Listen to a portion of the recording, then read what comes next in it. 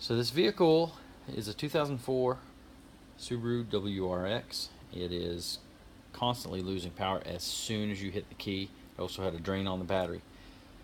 This is a new battery that's been put in recently. Right now, I don't see where it's getting power to the car, even though it's cutting everything out.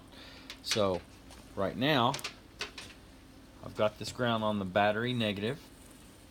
If I go over here, you'll see that I am getting power. I've just recharged this battery with a snap-on charger.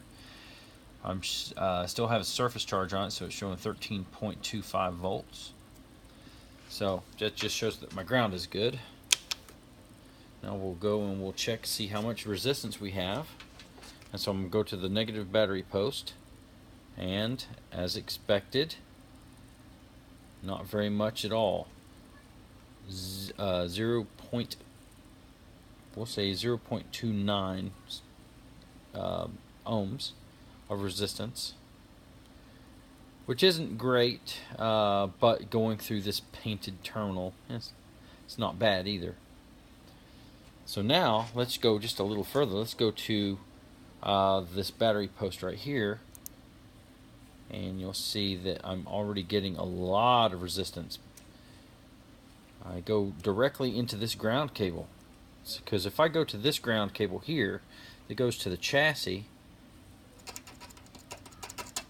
nothing. If I go over here even to the strut tower metal, nothing. Oh, got a little bit, just a little blip. So going into this large cable, if I even pierce the jacket,